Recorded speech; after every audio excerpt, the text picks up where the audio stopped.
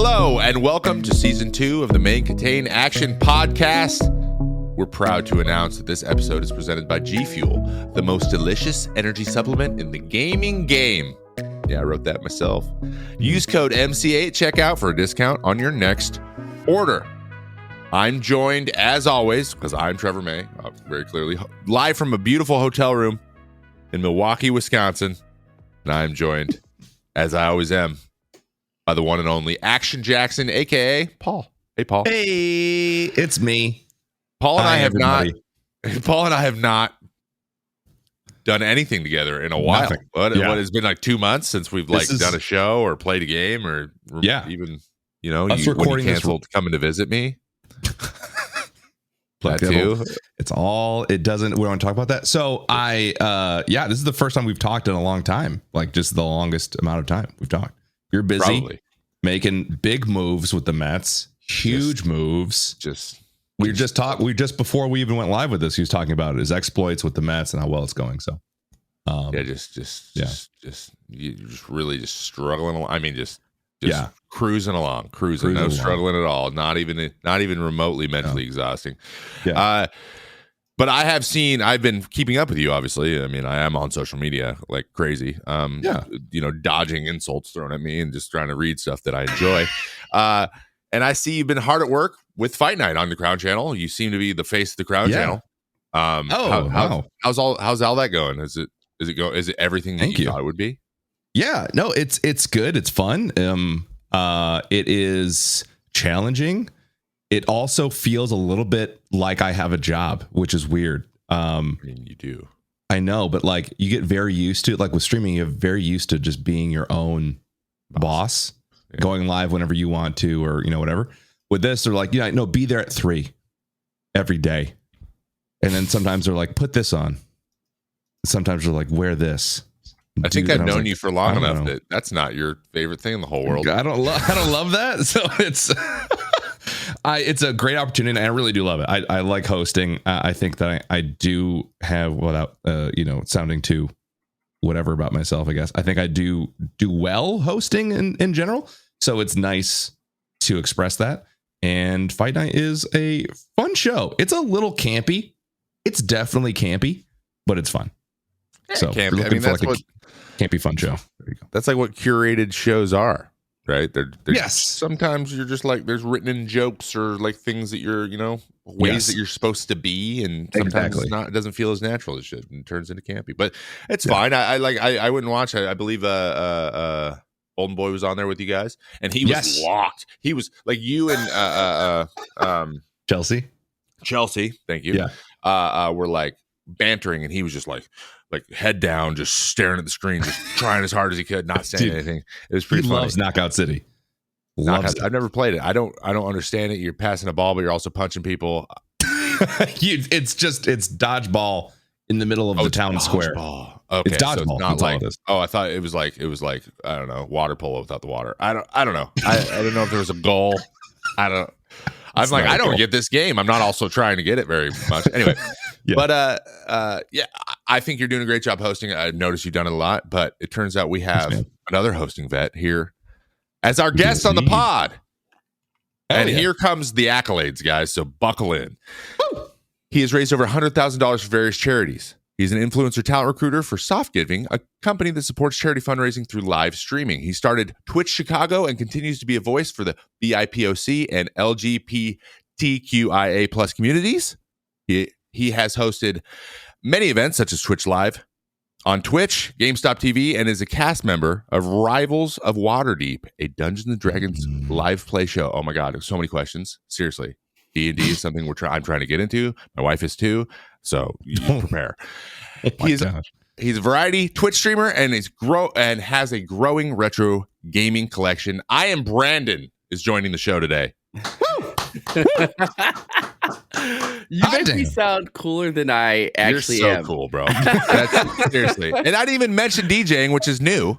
Oh, that's very new, very new. He's also a DJ. Which, we know how I feel about that. We're throwing everything in there, I watched one of your DJ clips, speaking of that recently, and it was funny because you were just like, watching people make their own music is really, really funny. And really fun sometimes, because you were into it. It was like, I don't know if you named it, but it was like an old timey woman, and she was like, burn, and you were like mixing it up, and you were like, oh shit, someone clip this.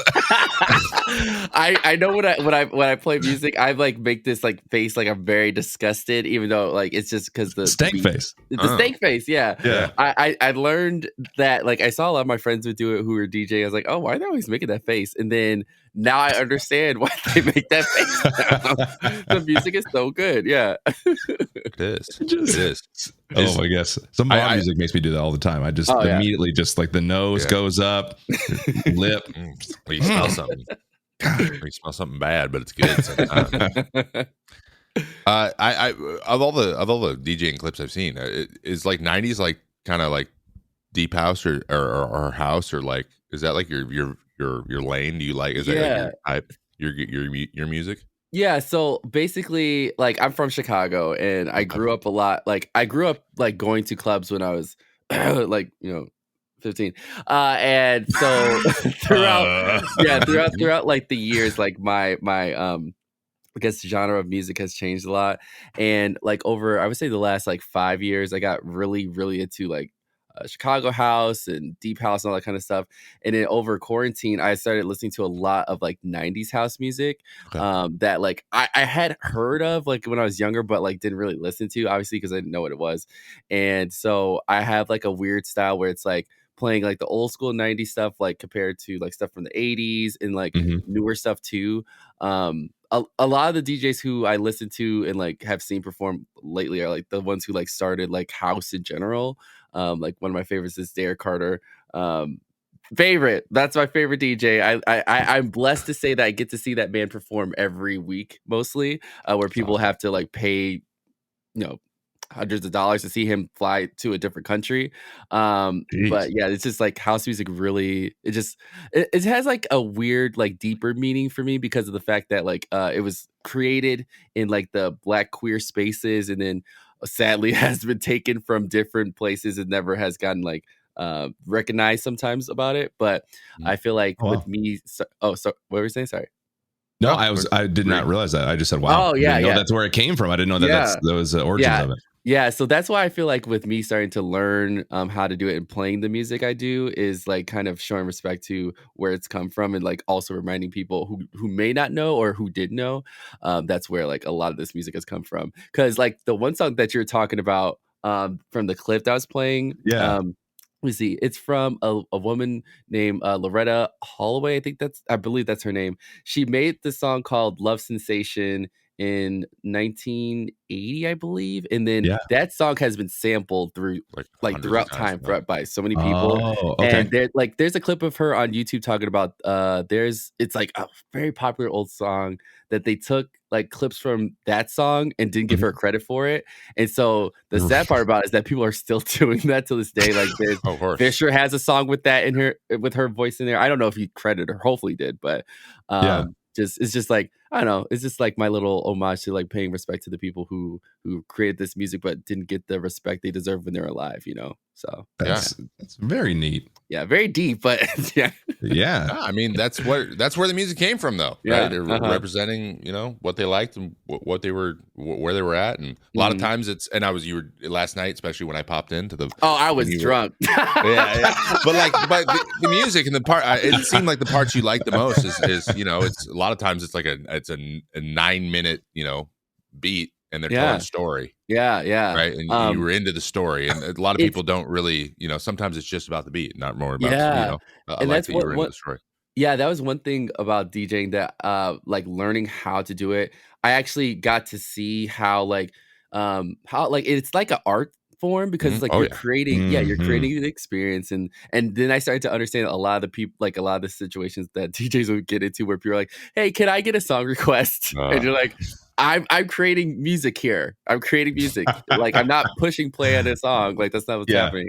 But I started to see like what they deal with and be like, oh, now it makes sense. It gave me more respect, especially my friends who DJ, like who do it like professionally. like what they go through, and it's been fun to learn it, and then also kind of creating my own sound from it. And then I've been streaming it on Twitch like as practice and stuff, but it's been really cool to see people who've never heard this kind of music before start like listening to it from my stream. And then I had my first in-person gig like 2 weeks ago, which was oh wow. Yeah, it was very nerve-wracking because I was freaking out because like I've been like DJing on Twitch for like a few months, and I've never like I had a gig in June where it was like a live stream, but I never did an in-person one. And so it was at this rooftop hotel in Chicago called Cerise. And I went in there freaking out, and I'm like, oh my God, these people are not going to know what's going on. And so I had my friends come, and then like it was such a crazy experience because then I had people who didn't know who I was coming up to be like, you played really good music. Like, what song is that? What song is that? Which maybe after that experience, like go ahead and buy the decks that I got now. To be like, we're gonna do this. Let's do the damn thing. So I love it. You're like, I got one gig. People give me comments. What's the most expensive deck you have? Yeah. So you need any excuse to rationalize it. Yeah. I love it. I did the same thing. Like, So hey man, I can make money back tonight.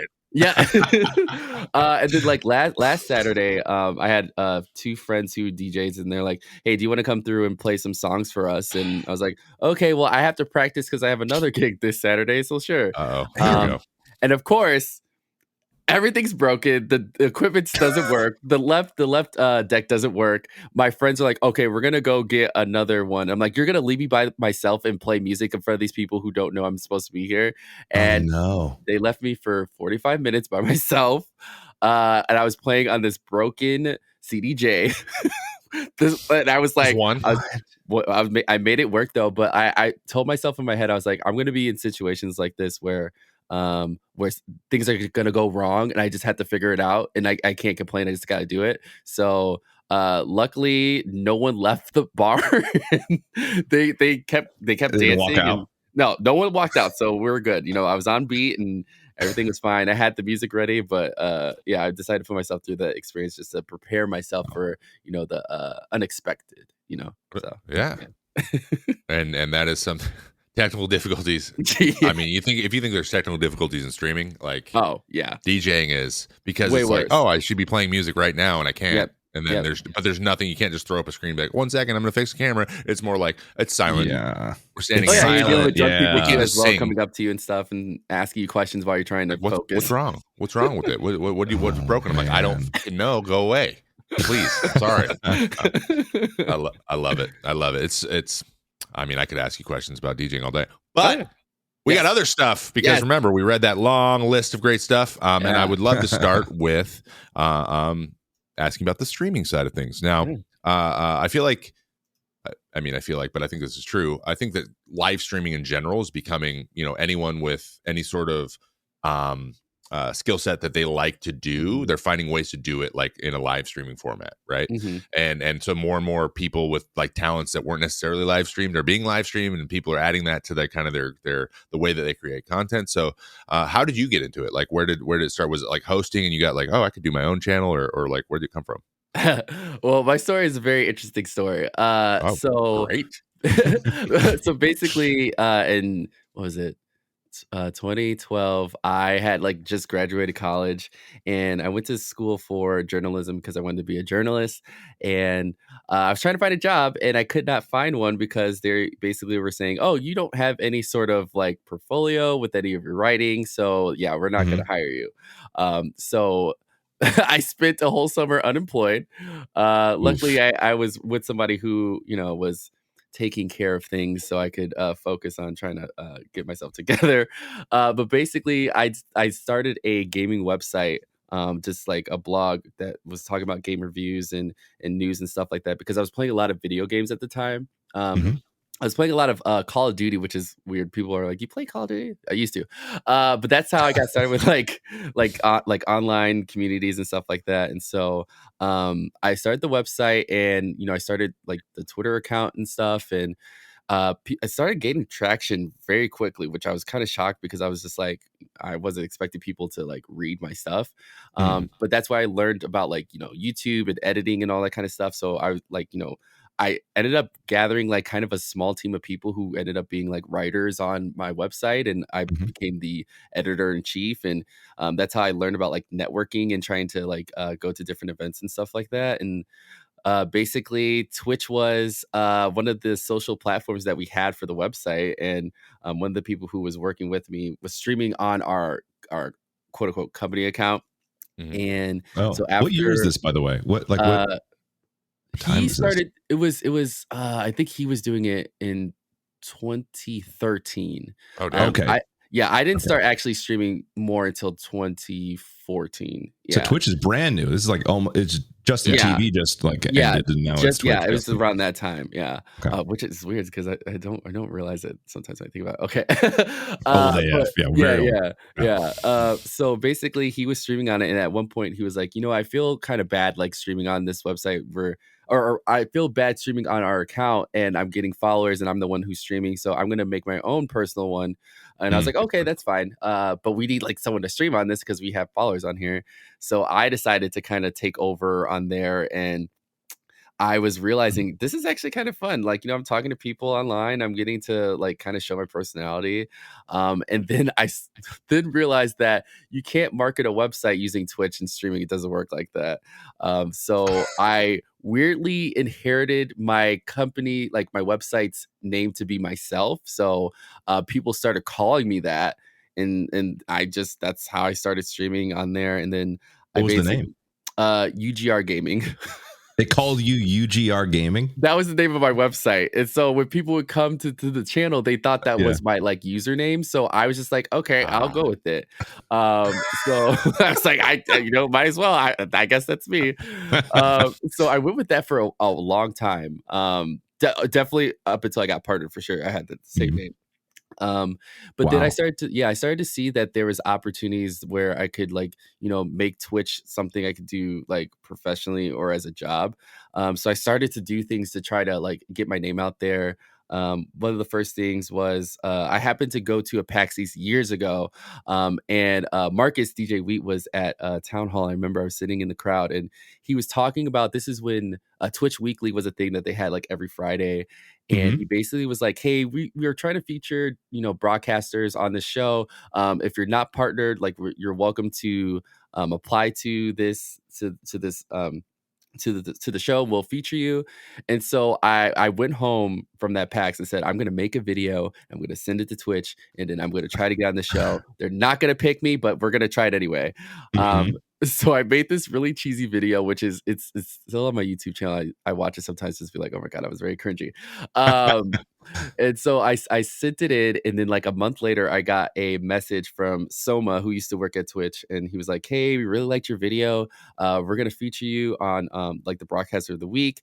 Just make sure you take off work and that you're here when we do it, because like we're gonna raid into your channel like after it's over. And so I was freaking excited because this was like the first time I was gonna be in front of like the whole Twitch like community.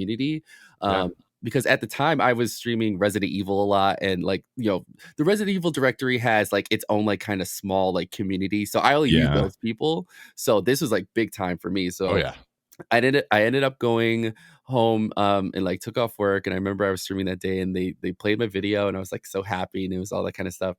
And then from there I was like, you know what? I want to be a partner. I'm gonna do everything I can to make this happen.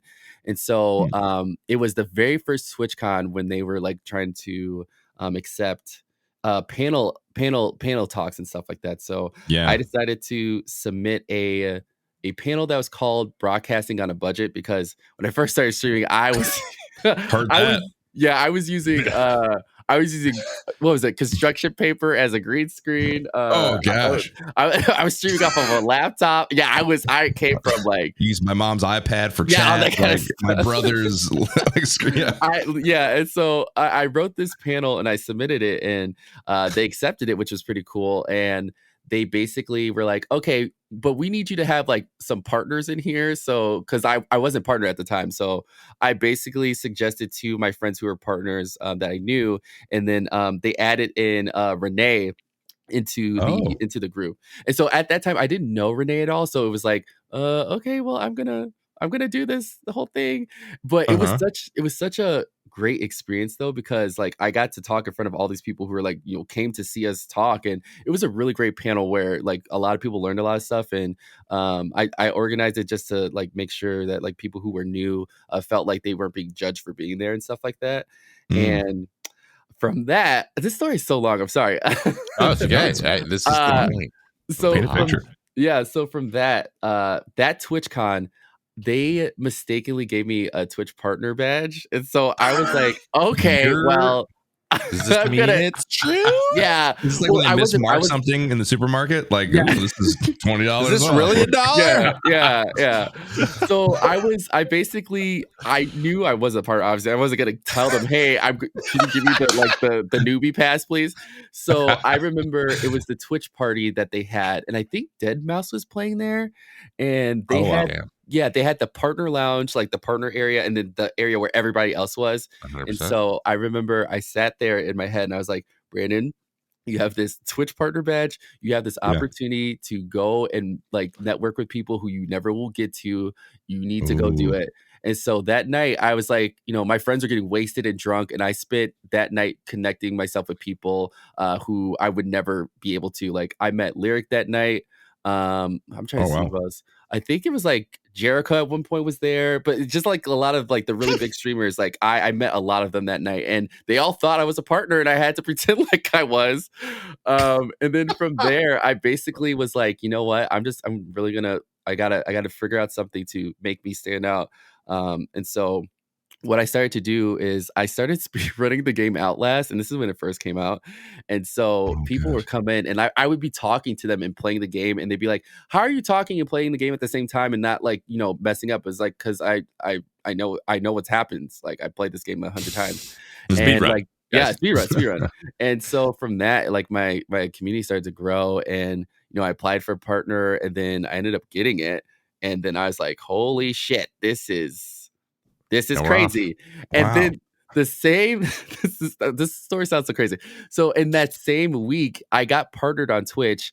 I actually got a job working with XSplit that same like 2 days like between each other. I got a job working at XSplit as the US community manager that same week. So what? Damn. Yeah. So from that's when like everything started to come together. So I worked for XSplit for about a year, and then that's where I kind of started like doing stuff in the gaming industry and stuff like that. But that was such a crazy time in my life because I was working at Walgreens for a very long time, and I thought I would never get out because the only thing I would see, I was like, I'm gonna work retail. I hate it here. I don't know what I'm gonna do.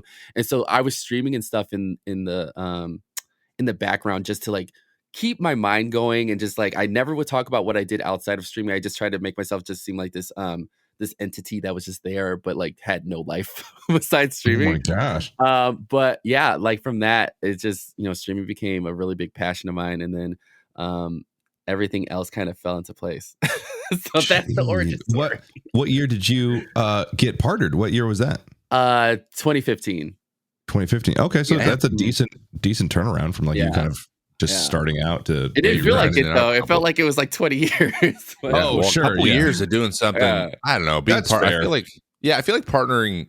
I feel like that just makes it so much, and especially back then, like you couldn't make money unless you were partnered. Oh like that's why it's so crazy to me when people are like, talks about like having subscribers and stuff like that. I was like, well, back in the day, we didn't have subscribers as not partners, or we didn't have trans codes. Exactly. Like that. I think people forget about that. But it is what it is. New streamers learn some stuff, so I'm here to remind them that they have it easy right now. It definitely is easier. It just takes the work. But it sounds like that you were not shy about doing it. Everything you just said is like, hey, I was interested in this, so I just went for it. Yeah. And obviously didn't like just drop everything and do it, but you gave it a shot. We hear that. I mean, this is technically episode 71 of this show. We've got a lot of people. We've had a lot of people on, and a lot of people just like are like, I like this, and I'm gonna do it. And on the side as long as I can until it either goes or doesn't. And but that's it sounds like you like to entertain because I'm gonna be honest. I got in Twitch. I was like, I can show my personality. It's that story is very similar to mine because and then DJing, and it all makes sense. And honestly, I play baseball for a living too. I'm just entertaining people then too. So it turns out that's just what I like to do. But and this is like one of the best ways to do it. That's awesome, man. Like, and you've been around for a while. Yeah. Damn. You have well, I mean, I think you have that obviously serendipitous moment, right, where you got that partner badge. And you're able to kind of like move around. I also thought it was interesting. You're like, oh, these people think that I'm a partner. No, I better act like one. Which begs the question: what does a partner act like? I was just like, it's like pompous, like shit. You know what? What's up, bitch? Like, I'm a partner. Get your affiliate ass out of the way. Okay, I will say after several years of being a partner and going to these parties, definitely there is a certain attitude that certain people have, and I'm not shy. I will not say names, but there are certain people who act like they are Jay-Z and Beyonce, and they're not. But you will run into people who are like that. True. But I think that's why I have connected with a lot of people. Just in general, because I don't see people as like, oh, you're here, I'm here, you're there. Because like people look at me and they're like, who the hell are you? I'm like, oh, I don't even know either. Yeah. Working on it. But yeah, I think like a lot of people get lost into the whole classism of Twitch and stuff like that. So that's why it's been interesting to see, like, especially no conventions really happening, and like how people have to show their whole personality on like Twitter or on social media. And I'm like, I've been doing this for years, so if I'm just doing the same thing I've always done, but it's gonna be very interesting for TwitchCon next year how people are gonna be acting. I'm not gonna lie. Yes. Exactly. Oh yeah, it's gonna be fun, but also I can't wait. A lot of people who don't like me are gonna see me in person. They're like, "Ooh." I can be very petty. Sorry. Everyone's softies. They're all going to be softies. We don't have any real tough guys. That's true. That's true. Really very true. Unless you're Nick Merckx, and he's and he's the only one left now. Yeah, really. Exactly. He's the only one left. Oh my gosh. Well, Brandon, as a fellow host, as it were, Trevor, you can kind of just be to the side for this because this is host to host, ambassador to ambassador. Conversation. No, so obviously you've been hosting quite a bit, and you seem to enjoy it. I would hope for the most part. I feel like I have some mixed emotions with it, but what for you? What's like your best part of doing that? What's the best part of hosting that you enjoy the most? Or do you not? Do you just feel like you're good at it and you're like, I don't know, I guess I'm qualified for this, so I might as well do it. You know what I mean? Like there's a difference there. Like there's two different things when it comes to hosting that like I'm good at. Like if you just let me do my thing, I'm good. If you make me read a script, I'm horrible. I can say that right now. I'm horrible at reading scripts, and I've had to do several like hosting gigs and also like just like regular gigs where I had to read off a script, and I'm like, I don't talk like this. This is I can't do this. But I think my favorite thing about hosting is just being able to talk to people and just like really connecting with people in that kind of way. And I feel like my best hosting segments have been when I'm let to do what I need to do. Just let me talk and let me like ask questions. Let me prepare and stuff like that. And I'll do it. But if it's like, hey, Brandon, we need you to read this, I'm like, I don't know how to read. Help. I don't know how to read. Like, what? This guy's illiterate? Who got this guy? That's exactly it. I'm like, I don't know how to read. Help me. Mom, I'm scared. Pick me up. I agree. I think that the best times, at least, I don't know how I do. I take what people tell me because I refuse to watch myself because I hate, which I think a lot of people are like this. Like, I just don't like watching myself. I hate the sound of my voice. So I feel that. Sure. I love that. I'll talk to myself. I love hearing it. But I feel like I do my best when I can kind of, you give me a script and that's fine. But I can ad lib. It's a guideline. It's not that I have to talk about this or talk about it in a certain way. Even with ads, even when it's like, this is brought to you by Nike, the number one leader, and like I don't know. Brought to you by a shoe company. It's Nike. Yeah, other shoes are great. I don't know. Like make it your own type of a thing. Yeah. They probably wouldn't like that, but that's what I would probably say. This guy doesn't know how to read. Nike's good, but you can wear other stuff too. Skechers, they're good for your posture. Right? There's all kinds of other shoes. I don't even know why I'm doing this. There's all kinds of shoes. We're paying you. Oh yeah. Oh yeah. Shoot. Oh, you wanted me to say certain things. Oh yeah. Whoops. That's good. I'm glad that you are enjoying it, and you're doing it mainly with, or doing it with, obviously D&D as well. Which we have a little thing that I'm excited that we're going to get into as well. A little later on with that. A little D&D action. A little activity. Okay. We're going to need you to help us with, though. Okay. All right. Sounds good. When did you start? When did you start? How did hosting come about? Was that first? Was that before streaming, or was that like from streaming? Oh, hosting happened after streaming. So basically, like it was after I got partnered, and what was it? Twitch had put out a call for people to send in like applications to register for their hosting workshop that they were doing. Basically having like experienced hosts be there and stuff like that.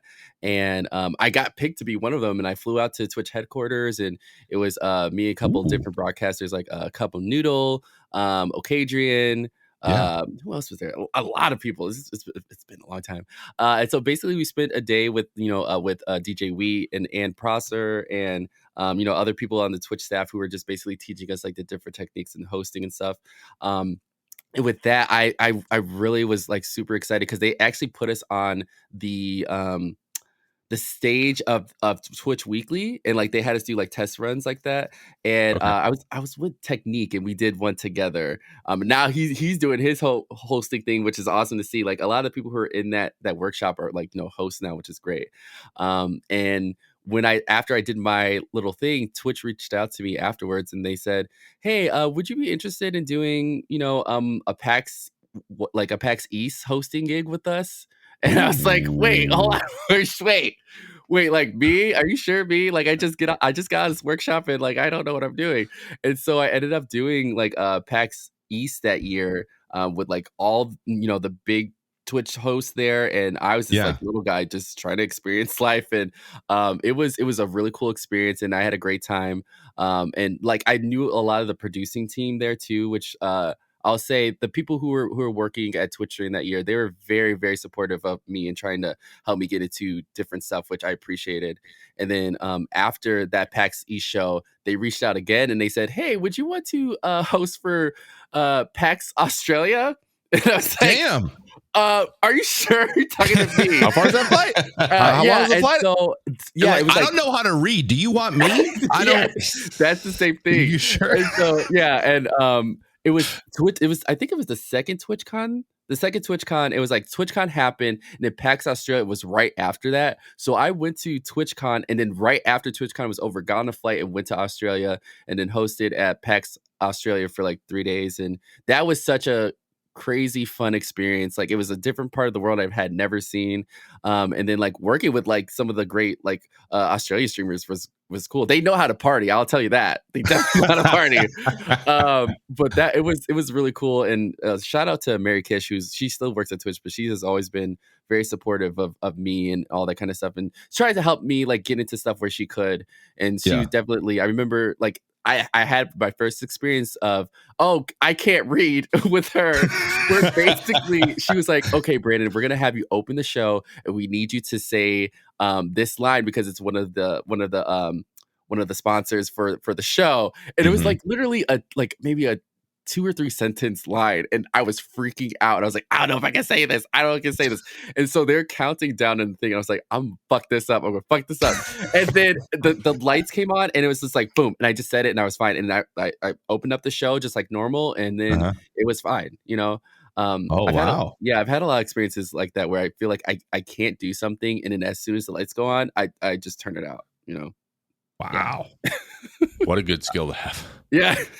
The opposite of that skill would be really, really bad. Oh yeah, exactly. Yeah. Like everyone everything. I'm infinitely confident until I have to do it, and then I melt into a stick of butter. Exactly. That'd be the exact opposite. I trash talk myself until I have to do it, and then I nail it every time. So I'm seeing a little bit of a theme. I'm seeing like like an opportunity. Like goes out, an email goes out. Hey guys, we have an opportunity. You're like, you know what? I think I could do that, and you just go for it. Like and opportunities beget other opportunities. And just judging by the 30 minutes we've had you here, and very eloquent, very very quick. And very like I stumble and say and like all the time. Like you're just smooth. You're really I still say all the time. I do say, but it's like smoother. I don't know. It's maybe smoother. Good. Maybe that's good. Maybe I'm glad because like I'm shocked that people don't call me out and be like, you say like a lot. And I was like, oh shit, I do. I mean, everyone does. I should have asked, can I curse? Because I've been cursing this entire time. No, you can't. Oh, okay. Well, shit. You imagine? Just didn't say anything this whole time. It's like he's ruined our entire all our responses are gonna be the whole recording is ruined. Like, damn it. Just bleeps in the recording. Oh my god. Outstanding. Oh my god. So I did kind of want to take this from Trev because I know he was interested in it, and I'm interested too because I think I don't know, a general topic of community is something I kind of wanted to touch on. Mm-hmm. And you have the whole Twitch Chicago community, everything. Mm-hmm. Where did the idea for that come from? And what did you expect it to be like versus what it was actually like? Well, how did it end up if it was at all different than how you conceived it? Yeah.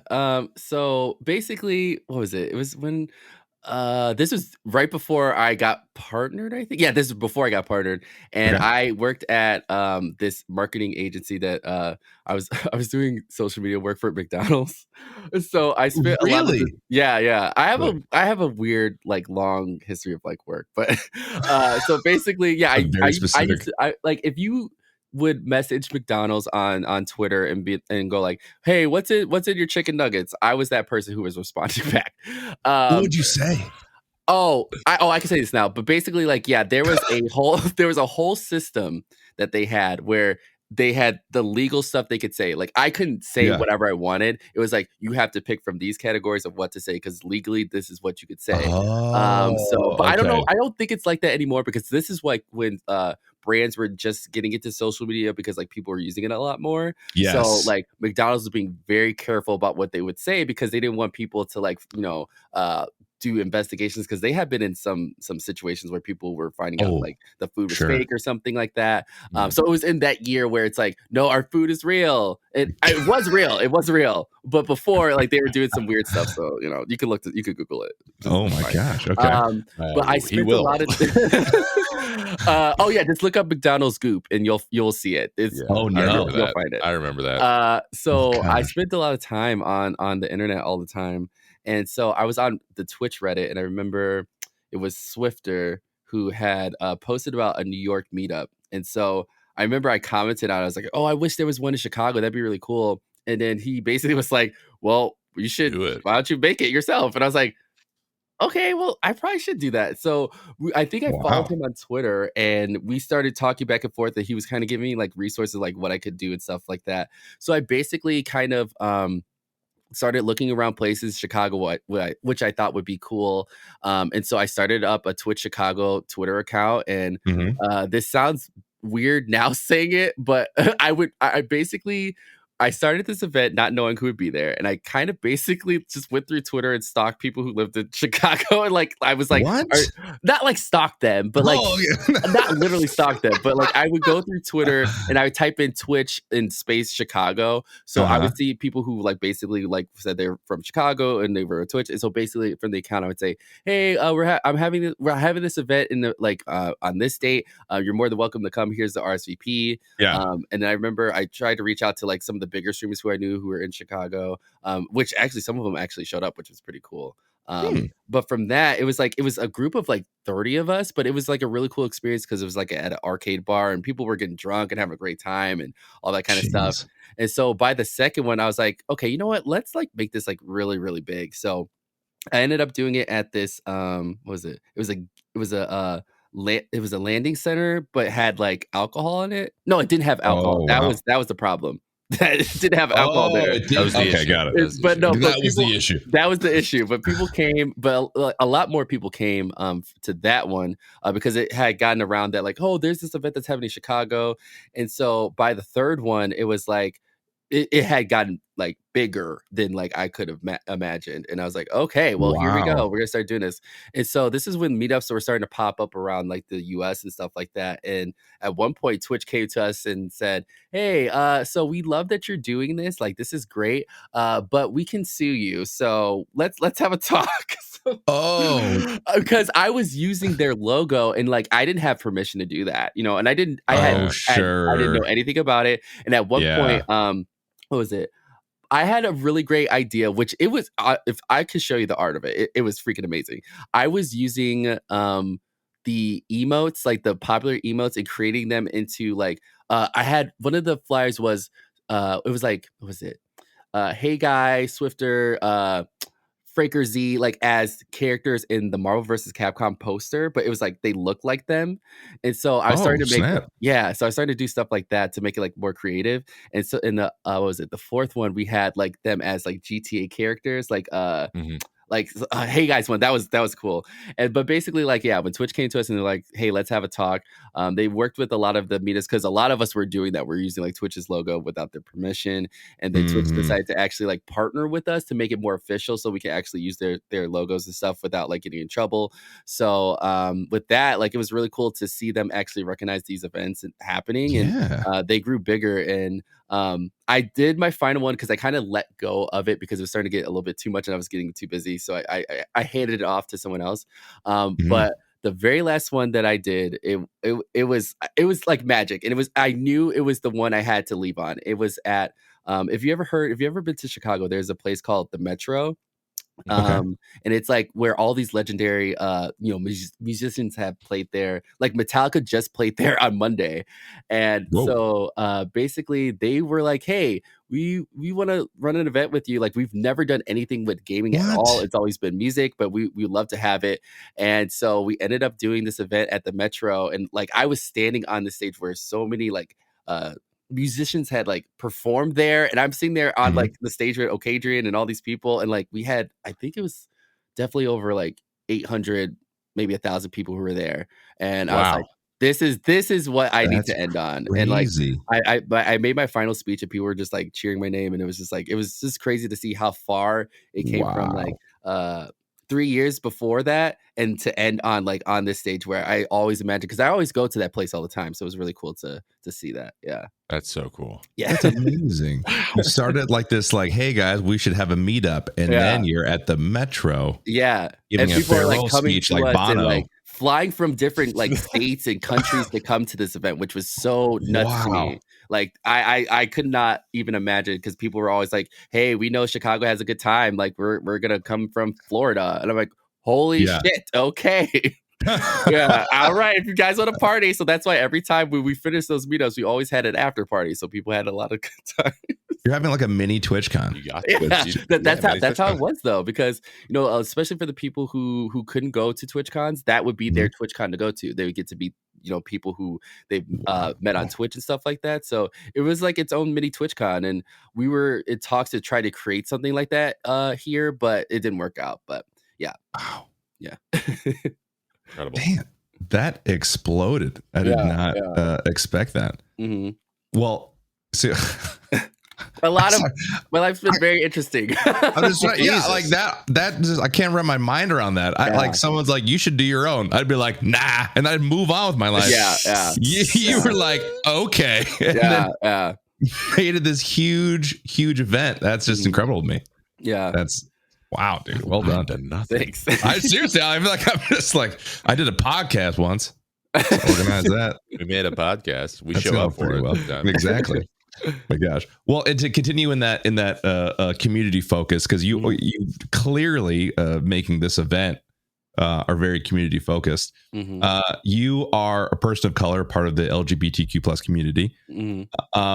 What does it mean? Because I feel like there is a little bit of contention here for, some reasons, trying to remain as neutral as possible, I guess. For reasons, people either are for or against having a specific section on Twitch dedicated to those communities, right? So you have a page for people of color, you have a page for LGBTQ plus, like you have that interaction.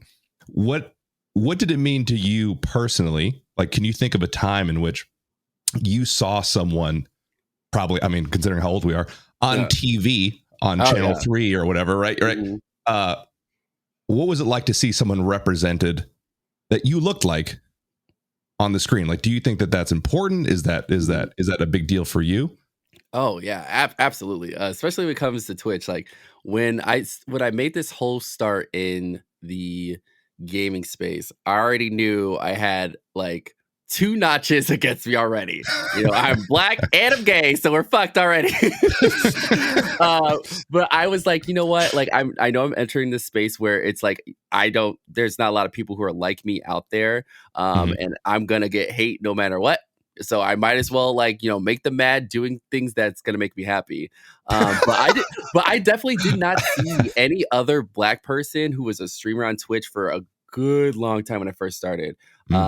I have one friend who I'm still friends with now. His name is J-Rock, where like he was the first other black person. I was like, oh, you're black? Okay, let's be friends. And it was like that for a while. And I remember, I think this was like the start of me being vocal about like things I was seeing on Twitch.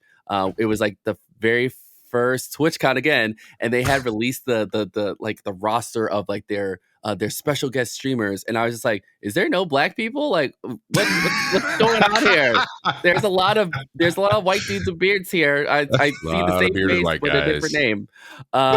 So I like, that was like kind of the start of, I was like, you know what? Let me just like, I want to see something different. Like, give me something else. Like, I'm tired of seeing the same thing, because like that's what I grew up in. Like, you know, seeing the same faces, doing all that kind of stuff. And then it wasn't for a few years until Twitch started having like the communities and stuff, like the LGBT plus tag and stuff. That's where I really, really found a lot of people in the community who I you know, respect, friends with. A lot of them, like, who I've met like in person, I'm friends with now, who like live in Chicago just in general. Like, I see them every week and I'm like, oh my God, like, let's get drunk and talk about stuff. But like, that's been so important for me because I don't feel alone doing this stuff. And like the thing about it is that they're also doing the work as well. So it's not just me doing it, because, you know, the gaming space is very I said this the other day, which pissed a lot of people off. It's very racist, for sure. And I said a lot of gamers are racist, and that pissed a lot of people off. Which, I mean, did I lie? No, it's a trigger. I lie, but I was pushing buttons on purpose, because I was just like, you know what? Let's choose violence today. Oh, I've seen your clip. You choose violence. I choose violence a lot, because my thing is like, no matter what I do, like I said, people are going to hate me regardless of me being black, me being gay. So I'm just going to do what I need to do to show them how much better I am than they are. So that's why you see me on Twitter clapping back at trolls all the time, because 1, it's for the engagement, and 2, I think it's funny. And 3, it's just like, it's the most funniest thing to me is when people like are like, oh, who are you? I don't know who you are. And I'm like, clearly, if you came to my profile and found it, and you see that I have over 4,000 people who are following me, clearly I'm somebody. It's not like I'm just some random person like who has nothing. So that's why I always think it's funny to like make fun of those people, because they think they're doing something, and I'm like, you met the wrong one. Like, I will come for you quickly. You do have your Twitter feed is a saga. Oh, it's a saga. It's a great saga. And like, the thing about it is that I'm a very nice person until you piss me off. You know what I mean? And so when people meet me in person, they're just like, oh my God, you are so nice. I'm like, thank you. Finally, people think, no, I'm nice, because I'm a nice person. But that's why I deal with, though. It's just like constant people always. I will wake up most mornings having to block several people like in the morning. It's like a cycle. I wake up, I check my Twitter, someone's saying something ignorant. A couple. Yeah, I decide, do I make fun of them or do I just block them? And I decide then and there. And sometimes I'm just like sitting on the toilet and I'm like, you know what? Let's make fun of them. Let's go ahead and do that. And so that's what you'll see the quote tweets. It's the main place we consume Twitter. Yeah. Twitter, that same routine. Place. But Yeah, Trevor has the same routine. Yeah, Yeah. you suck at baseball, and it was like, am I going to destroy you right now, or I can am imagine? I going to? Yeah, that's probably so annoying too. I mean, it's different, but it's Yeah. the routine's there. I have something I could reply to, and I just you know what I always say about it, because I'm generally a passive person for the most part. Like, I don't like conflict mostly, and every once in a while I choose violence. I don't mostly, but I tell people are like, why do you reply to like this guy I get with that a lot the too. meme, and you just say because I'm a human being, and I don't have to just ignore everything everyone says to me all the time. Exactly. Like, I don't have to. I can do whatever I want. If I feel like just going in, I'm going to go in. I'm going to do it because maybe it'll give me a little bit of joy in that moment. And maybe not make someone feel like they're tiny, but maybe just just subtly pick at some of the stuff I see. See, so they think about it for days. Yeah, I feel the same exact way. And the other thing about it is that my thing is, I want someone who is going to randomly say something like really horrible to someone they don't know. I want them to know that, like, hey, you know what? You're gonna have consequences for saying something to me. So I'm gonna make sure that you know that you shouldn't do that again. So maybe they'll change. Yeah, maybe they won't do it next time. Exactly, and that's worth it. Because you know what always happens? Like, it's a repeated cycle where it's like, if someone says something to me, I respond. Then they're like, oh my God, wait, why are you attacking me? Like, I didn't come to you. So that's why it's always interesting where the trolls always like get so defensive when I respond, because they're like, oh, you have so many followers, you didn't have to say anything. And I'm like, well, you didn't have to say anything to me either, but hey, we're here, you know? Yeah. Here we are. I made your bed laying it. I really quick want to, you had said something earlier, not that I don't very much appreciate the Twitter soap operas, go for it, guiding light. Yeah. But you had mentioned talking about like seeing representation on Twitch. Oh, yeah. You actually mentioned it from a certain position that I hadn't really, like, I think I had felt but never thought about it. And you kind of said it like it was cool to see, the LGBTQ plus community tab. And that was exciting for you. You're like, there's other people like me on the platform, but you're saying it from a creator's point of view, which I feel like it's often from a consumer point of view, like the viewer. Or someone that's like if I'm a kid and I'm like, oh, I want to go on, Twitch, and there's like, hey, Black creators, type of a tab, and you click on that, and like, oh, that's cool, which is good. It's not bad, but I'm thinking I'm a creator, and I remember seeing that tab, especially this past February, for Black History Month, and seeing that like front and center, and almost felt a level of guilt that I didn't know more of the faces on here. I was like, wait a second, like, let's go. Like, I didn't know of all these people. And that was like encouraging. It was exciting to see, not like represented as a consumer, but also as like, oh, there's other people with me in this. Like, I'm also doing it with them. Was really cool. Which I feel like I felt that same way, because I found a lot of people that way too, which I was like, oh shit, you're actually like, you're cool as hell. But that's it's because that we get buried and we're not featured, and that kind of stuff, because Twitch does that. They don't say anything. Like, a pure example, the Deathloop ad. I was talking about that the other day. Like, that game got really popular because Black women were playing that game. Like, when it came out, they had it like early access, and the Twitch ad had no Black women in it. They had one Black person, which was one of my friends, which is not his fault, but they had no Black women in it. It was mostly white people. They had one VTuber in it, and it was to me very disrespectful, because whoever's at Twitch knows what's going on.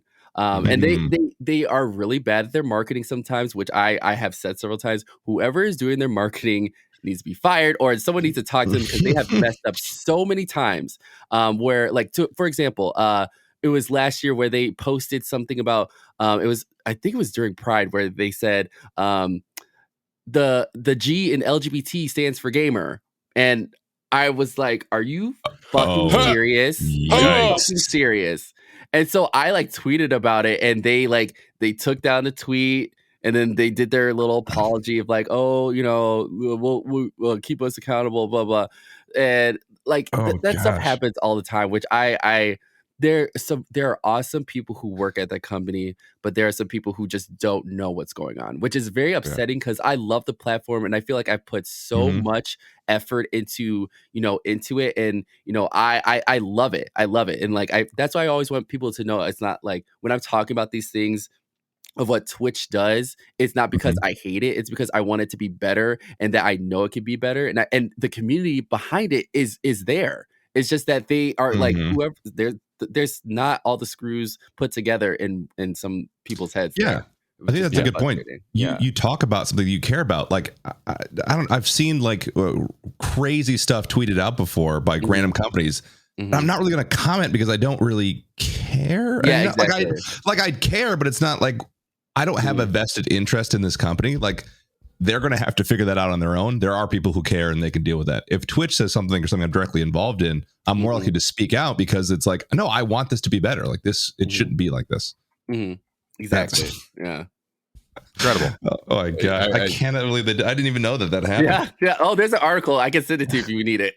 Oh my gosh. Yeah. It's crazy. That's one of many that they have done. That's yeah. Wait, can I give you one more too? Can I give you one more that you hit us just in case you missed it? It was during when Black Lives Matter was like picking up and stuff. Twitch posted us one of those videos, and it was like support Black voices, and it was mainly white people, and like stop. Yes, it was mainly white people. I think there was 2 Black women in it, but it was some of the clips were like white people raising money for Black Lives Matter, and it was like a very like white savior kind of thing where I was like, are you joking? And people talked about it, and then they ended up deleting it and posting, we'll learn better next time. We heard what you said. It was like, who is on the marketing team who's okaying these things? Like, who is doing it? Like, I will do it for you. I'll do it for $2. Like, this is like bad. Hey, Brandon, got a video here. Would you mind just proofreading it really quick? I would love it. I would like they would get in so much less trouble and like have to waste like resources on these videos if they would just like have someone who's a person of color or someone who's LGBT or something just to make sure everything actually makes sense. And I don't know. Yeah. Like this is how this is going to be received most likely. Yeah. It's pretty I don't know. I just feel like a pretty easy rule of thumb, and correct me if I'm wrong here. But in situations like that specifically, when it's supporting a group of people, probably having people in that group leading the charge, and then people that aren't necessarily in that group are supporting, and it's a supporting role. It's not you're not leading the flying V here. Yeah, you're just not. So, but support and just make sure that that's clear. And having, if you have 10 people in a video and 7 of them are white, and that's not the message being sent. Yeah, right? Exactly. This is obviously something that is a conversation happening in all kinds of different, not just on gaming, but all kinds of things. And I think it's a problem people keep stumbling, like literally just making over and over again. Like it's very simple. And that's just, again, I feel that I want to help and be supportive as much as humanly possible, but I also want to make sure that is clear. That is what I want. Yeah. Right. And it's not, that's not getting across, especially by the big, I think the platforms a lot of times right now, and hopefully they can stumble less often and figure it out faster. Yeah, exactly. And that kind of honestly, and you've been very, very vocal about this, and this kind of gets us to our big question, because when you were kind enough to say you'd come on the show, and we were doing our research and stuff, you were very, very vocal at the time about the huge hate raid problem. Oh yeah. I'm glad we're talking about this, because I would love to talk about this. And I wanted to make sure that we gave you the floor a little bit, and really get some thoughts about the best ways, to combat it. From I understand Twitch needs to do a lot of things, and some things have come out since we wrote up this question, and I'll let you touch on those things. But even from a creator standpoint for support, obviously, and things you can do on your own if the things aren't happening that you think should happen, because you still enjoy and love being on the platform and love streaming, and you want the people in the chat to enjoy themselves, and you want to continue to enjoy it. What can you do? Like, what are some thoughts you have on that? Yeah. So with the increase of hate raids, those kind of things have been happening for forever. Like it's not anything new that was happening, but the intensity of what has grown has been insane. I knew it was coming, so I had like prepared myself to deal with it. Basically, I have like my stream deck with like, like clear the chat, change it to bowling mode or whatever like that if it were to happen. I told my mods and they were all super prepared for it to happen, which like shout out to them because like I've had the same mod team for like 5 years, and like we work like clockwork. It's like they don't have to talk or anything. I won't even know if they're there, and they'll just like pop out somebody like real quick, like what the hell? I even know you're here. Just smack them with a hammer and leave. Exactly, you know what I mean? Like, and that's why I always make sure to show them respect and be like, hey, it's not only me that's a part of this channel. Like these people dedicate their life to hanging out, making sure we're safe and all that good stuff. Like I have one of my moderators, he's a streamer himself. He has a whole ass family. He's married, has kids, and he will be sitting. Yeah, and he sits there like till like 10 o'clock, and like we'll just hang out and stuff like that. And like he for 5 years he's been doing that, and it has his own stream, and like just like it's insane that people are really that dedicated to supporting. And so that's why I always try to give the respect. And like one time I did a whole thing where the whole stream was dedicated to like raising money to give back to them as well, because they've been with me through so much, and they see so much stuff that I don't see, especially like when people are racist and say just or homophobic things to me and I don't see it. There'll be sometimes it'll be gone before I even see it. But with what happened was I was doing a sponsor stream, which made this worse. So I was doing a stream and 2 people came in, and it was very obviously suspect because like they're like, "What up, dog?" And I'm like, okay, that is definitely not how somebody who normally comes in here talks. So I was like, okay, let me watch it for a second. Let me watch it for a second. I get a little nervous when I hear some bro talk because like, okay, something's up. You're about to say something. And so like shortly after, my entire chat, like it was just filled with like the N-word, just like all this kind of stuff. And but it went so fast. That was the thing that like I was like, holy shit, this is really bad. Because I had seen it on like, on Twitter, but I hadn't experienced it. And it's like, like when it's like someone who has like, I don't know, 20,000 views or whatever, the chat's going fast or whatever, they're saying their memes or whatever. But this was like going so fast where you can't even read it. And I had never seen it in that kind of speed before. And so basically what I did, I didn't react, but I just like cleared the chat, turned it into stuff, and then, they left. And so after I got off stream, I was like, you know what? I experienced this, but I could only imagine what people who have like less like followers or less viewers or have the resources to deal with it. Like if someone dealt with that, it would be a very traumatizing experience. And that probably has already happened to people. So I decided to write this thread about my experience of what happened. And so I like, because there are people who will never get to experience it. They'll never get to know what it's like. So basically I was like, you know what? I'm going to make sure that you know what's going on so people are talking about this so something can happen. Yeah. So I wrote this thread and I ended up like adding the CEO of Twitch in it. And he actually responded, which I was shocked. And he was like, oh, thank you so much for bringing this to my attention. I'm going to talk to the team about this and all this kind of stuff. And, the very next day, Twitch came out with their, we know this is going on. We're working on tools and this and that, blah, blah, blah. And that thread was seen 1 million times, which I was like, holy shit, because it got around because like I had like the video of showing what was happening. I put the messages that like people were saying. And I was also talking about like the resources if someone needed it, like this is what you need. But I was really shocked that it like got shared that many times. Yeah. And so when the day off Twitch stuff started to happen, I was gonna make sure I participated in it because I was like, I want change. Like, and it was just very aggravating and very upsetting. And also not a surprise to see the people who were not affected being like, this is not going to do anything. That's not going to do anything. Of course, like the bigger streamers who I'm not going to name being like, it's not going to do anything. Clearly, like you could tell when you're a certain white, you are going to not really give a shit about what's happening to people of color on the platform. You're not going to give a shit to what's happening to LGBT people on the platform, because this was who it was mainly targeting. It was targeting people in that community. And so those kind of people didn't care. And so watching YouTube videos I saw one from this white girl who's just basically, yeah, it's not going to work. Like, da-da-da-da. I'm like, you are not being affected by this. You are not getting racial slurs said to you. Be quiet, have several seats. You have no sort of thing to talk about. Don't that was so upsetting to see.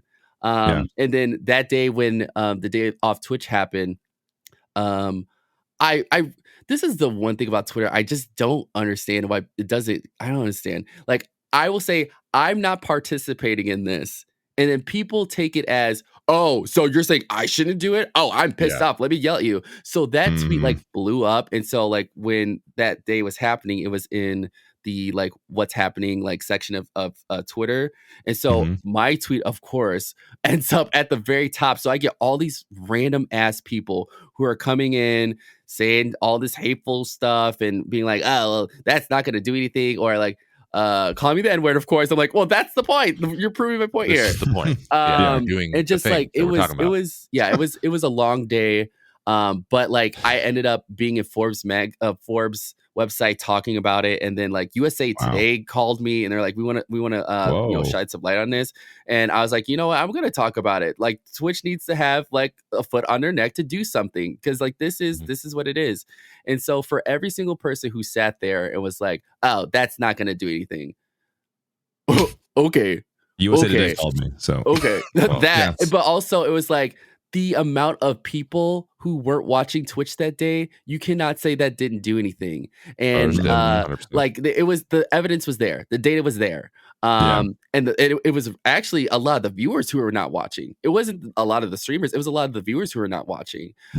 So that's why when people were sitting there trying to be snarky and be whatever and being like, it's not going to do anything, clearly you're at a place of privilege where you can say that. Which is kind of disgusting to me. I think people who are like that, I don't associate with. So, but it's just the lack of empathy. That is what is the problem. You know what I mean? To see people being like, oh, well, I don't want to talk about it because I don't want to get in Twitch drama. No, it's not Twitch drama. That's the thing. People's addresses were being posted all over Twitch. I saw one man had someone call his house where like, you know, his kids are there. This is not some Twitch drama. And I was getting so mad at streamers who were just being like, oh, I don't want to say anything because like, I don't want to deal with it. You don't have to say anything. Like, and I know like a lot of people don't like to be vocal, and it's never been about like, hey, you need to be out there and saying all this stuff. It takes 2 seconds to retweet something. It takes literally nothing to share something that if you can't do it, someone else could share and actually do something about it. You don't have to get involved in that kind of way if you don't want to. But if you're going to close your eyes and act like things are not happening, I do not have any respect for you at all. And that's period 100%. On anything. Yeah. Ooh, I got mad and heated. Ooh. No, hey, you clapped at one point. I did. I definitely did. And you should be. I mean, like, no one blames you at all for again. I don't the people that are like, hey, it's not going to do anything. Like, what is the point of saying it's not going to? It's like saying, oh, nothing's going to happen, so let's just do nothing. What? Yeah, exactly. That's it. That's exactly it. That's exactly it. If that's your position, just keep it in your brain. Like, you don't have to. You can think it. No one can tell you what to think. I get it. Like, but just if you say it out loud, then it becomes other people's. Yeah, you know, they can then react to it. Yeah, and if you believe that, then you don't say anything. Like, it's like oh, you know. Day after Twitch, I'm not going to do it, and you just watch it. Okay, but you don't have to tell everybody that you're not doing it. Oh yeah, I had someone who literally was like, "I support what's going on, but I'm going to watch Twitch anyway." And I was like, "Why would you tweet that out, you idiot? Like, why?" It's like saying, "Oh, hey, I like your stream, but I'm going to go to this other one right now." Yeah, it's like, what is wrong with you? It's like that is why also Twitter is such like, I feel like there are people who have common sense, and there are people who just literally don't know how to have conversation in real life. Yeah. So they just say just things that don't make sense. And that's why I feel like I'm a little crazy sometimes, because I'm like, am I reading what you wrote? Like, you literally thought this and wrote this out and posted it for people to read, you know? I remember you posted that. That was so funny. They're like, this man really just posted this and out loud. Like, I forget what that was. But I should so find funny. it. It was silly. It's so just silly. often. We live in a silly ass world. It happens so often. So it'll probably happen again very soon. You're anonymous. You don't have to have tone or intention or anything. You just say it, and then whatever. There's no consequences to everyone. Yeah. Anywho, let's we have something a little bit more fun for the sake of time. Paul only has a little bit more time left, and I wanted to do this. I wanted to implement your skills as a D&D participant. Just really quickly, can we get a quick background? How long have you been playing D&D? I started playing D&D 3 years ago. My friend Tanya DePass has been a part of like the D&D like community for like a very long time, like 30 years. And she reached out to me basically saying, hey, we're Wizards of the Coast is wanting to do a show on Twitch, and they want to involve like having, LGBT people and people of color. But the focus is not that, but we want to make sure you're involved. And I had never played D&D before. And I said, you know what, let me take this experience and let's do it. And then they ended up flying us out to LA for their D&D like live show where they had like Critical Role and all these people who were there. And I performed D&D live in a studio audience full of people, and I was like, I don't know math. How am I supposed to count these dice? I can't read and I can't do math. And I can't math. I'm screwed. And so I was like, from that, I walked out of there, and then this experience I had never experienced this before. When we finished up, my Twitter mentions were just going off because like people really loved what we did. And it was like people who were like, Black, and they're like, you know what, I have never seen, Black people play D&D before. This inspires me to play it myself. And from that, that day, I was like, you know what, we are making something special that I feel like I'm helping inspire other people to do this hobby. And I was on it for 3 years, and we did like, oh geez, they just finished up 100 episodes. I ended up stopping the last 2 seasons because I felt like my character was like he had his time. He had a really great end. I actually wanted to kill him off, but they wouldn't allow me to do that. But I was like, can I kill him? They're like, no. But no, it was left in a really good way. And I made some really good friends who I'm still friends with today. And through that show, 2 of my friends, they actually started now they do professional, they work for D&D companies now, which is so awesome. And I'm so proud of both of them. And it was just a really cool time period of my life of doing a hobby that I never thought I would be able to do. But it was just a really fun experience. And, they're still doing it today. And, they invited all of us back to celebrate their 100th episode. And it was really cool to see everybody who I started with and how the show is continuing on, and, just leaving that legacy. And I still get people who will tweet at me being like, hey, I'm listening to the first episode of Waters of Waterdeep, and it's just so weird because people are discovering the show still, and this is 3 years ago. And because it's a podcast and it's also on YouTube and stuff like that, and they do a live stream, but people will find it and they'll tweet at me and be like, oh, I really love your character and how crazy he is. I'm like, I did too. I tried to kill him. Did you know I tried to kill him? My character loved setting things on fire. He actually killed a few citizens for no reason. He was also married to somebody for a day because he was bored. I went on a trip with that character, and it was just so really cool to see people even making fan art of the cast or That's me. Awesome. I was like, holy shit, this is cool. Well, we have a quick little exercise because Paul and I, you've never done D&D before, have you? I sure have. You have done a campaign? Awesome. I'm the only one who's never done it. So now you've talked about this character really quickly. It doesn't have to be crazy in depth, but give us some of the stats about your character, race and a little bit of background, and then Paul can give one, and then I'm gonna make one up. Okay, cool. So basically, my character, he was a orphan elf who was a sorcerer, but he never used magic. He liked using swords and daggers for some reason. He also had he was very clumsy and usually did all the opposite things that you're supposed to do on purpose. Like, say if you're like, hey, don't go that way, he'll be like, oh, okay, I'm gonna go that way. But very charismatic. He was like the little brother that you hated but also loved. So yeah. I love that. Okay, that's fantastic. Little brother Mine. that you always you hated but also loved. Yeah. The comic relief of the movie. I'm that's what I'm seeing. The one bouncing off the walls. Paul, if you built one, you can make one up off the top of your head because I got a good one I made up. No, I have one. I do like my characters. I have a current D&D campaign. As many campaigns, it's kind of stalled a little bit, but I do look forward to meeting up again. Mine is a Dragonborn Paladin. Oh, yeah. I went full on glorious. His name is Japora Jax Linkasendalor. So Jesus Christ. I like that name though. I like that name. I thought Japora was kind of sick. So he's Japora. He's a paladin. His god is Tyr, and that's a good one. He has a witch stream.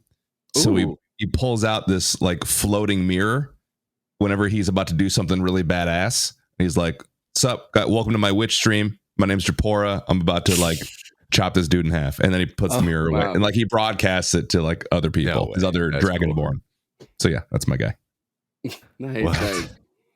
Man, we're gonna try to set up a campaign this offseason. See, there you go. She wants to so bad. She wants to play so bad. We also don't talk to people enough, so that'd be a nice way to meet. No, I'm my guy's name is Steve. And he is he's an 8 foot half orc that lives in the woods. Okay. And has never interacted with people before. And oh my god, speak. That sounds scary already. So all I do is grunt. And I have a best friend, and he's a donkey. And this is the plot from Shrek. This is Shrek. Yeah, this is describing as Shrek. He's Shrek. No, but I'm a barbarian. I specialize in two-handed axes, obviously, and that's the characters that I identify with pretty much every game I play. So giant, awkward, just a big awkward guy that cannot go into people's dwellings. I'm too big, and I'll knock things over. And I got the what I'm trying to say. I'm blanking on a word, and I got the inspiration. Holy shit! Inspiration was the word I was looking for. Sorry, losing my mind. Inspiration. The other day, I went to a comedy show in a cafe in Brooklyn, the most Brooklyn thing ever. And we walked in, and we were a little late, like 10 minutes late, and there was nowhere to sit. So I went and stood at the bar just in front of like 15 people, like straight in front of them. Like I'm massive, so I was just like, I was trying to like. Be small. I was trying to I literally was trying to like make myself as small as possible, and the late girl behind me was like, "It's okay, it's fine, we can hear her. We can hear her." She wanted me to feel better, but she also verified that she could not see anything. So then I was like, for some reason, sitting there awkwardly, I'm like, man, my D&D character is going to be a large, awkward person. I think that's what we're going to do. So I'm gonna extrapolate, but I was just excited that you played D&D. We had talked about it a lot. My wife and I, and figuring out how we're going to do it. So that's awesome. Yeah, thank you for playing our little, or doing our little activity. Yeah, of course. But before we go, as we are coming to the end of the show, I would be remiss, Brandon, if we didn't let you plug literally everything. Okay. What do you got coming for streams? Like if someone were coming to your stream in the near future, what would they see? What can they expect? So on and so forth. Okay, that's good. Well, you'll definitely see some DJing because I love practicing. It's been really fun. So you'll probably see some late night streams of me playing some music. But also I've been getting really into like indie horror games. I have a really favorite publisher right now called Puppet Combo, who they make like a lot of these just random but very good games. I'm gonna plug this one because I absolutely love it. Their game is called Murder House. It's on Steam. I think it's like 10 minutes or something, but it's absolutely it's scary, but it's also so good. It's like very self-aware. You will love it. I'm telling you. If you play it, you'll thank me later. I can't even open Phasmophobia, so I doubt I'll play it. Yeah, but well, if you can't play it, I have a playthrough on my YouTube channel where like you can see it. It's so good. It's so good. I'll check it out. But other than that, well, sounds really crazy. I have a commercial that's coming out very soon. So it'll be on TV, radio very soon. So if you see me on TV, that is me. That is me. Yeah. And other than that, I'm just like, working and stuff. And also, just trying to continue trying to get myself out there. Like my dream is to just like, I would love to work for G4. Oh, why haven't you picked me up yet? You're hey, I'm right here. You obviously all listen to this pod too, so this is a good way to get their attention. So someone out there does. But other than that, I'm just trying to keep getting my name out there. Just still be the same person who I always have been, and that's how I feel like I've been able to stay in this industry for so long because of the fact that I'm a genuine person and I treat people with respect. Unless you disrespect me, then I disrespect you back. But I just trying to show support and making sure people like that visibility of like POC and LGBT out there, because when I first started, I did not have anybody I could look at to just look up to. So if I could be that person for somebody, that is what I'm here to do. I feel like I was put on this earth to show people that they can do whatever they want to, and not let people just like walk all over them and tell them they don't deserve like happiness, because that's not true. Because I've used every single ounce of hate that I've ever gotten as motivation, and every time someone has doubted me, a win has come through. Just like yesterday when someone called me lackluster, I get an email from Michelle Obama's camp wanting to work with me. So damn, this is like this is like something where I'm like, you know what? You think you want to doubt me? Okay, I'll show you. And then stuff like this happens. But that's we're trying to thrive here, but also stay humble. Dude, stuff sometimes isn't balancing those two things. And you are IamBrandon on everything, right? Twitter. On Twitter it's IamBrandon TV, because someone already had that name and he won't give it to me. But IamBrandon TV, of course. IamBrandon TV on Twitter, Instagram, TikTok, and then on Twitch it's IamBrandon. Someone is IamBrandon TV on Twitch, and I think they definitely know I exist, because I'm like, you know that you can't get any socials with that, right? But come on, man. Let's trade. What do you want? Exactly. Yeah, let's trade. Make it barter. Awesome. Well, check them out, guys. Yes. Thank you so much for being on the pod, Brandon. It's been awesome having you, dude. It was a pleasure, man. Thanks for the invite. I was super excited. Oh my gosh. Yeah, I saw your tweet beforehand. Get people ready. Like, they're like, what's happening? What is happening? That's how you get them. Get them like, Paul and Trev. Up. Yep. Something to look forward to. Exactly.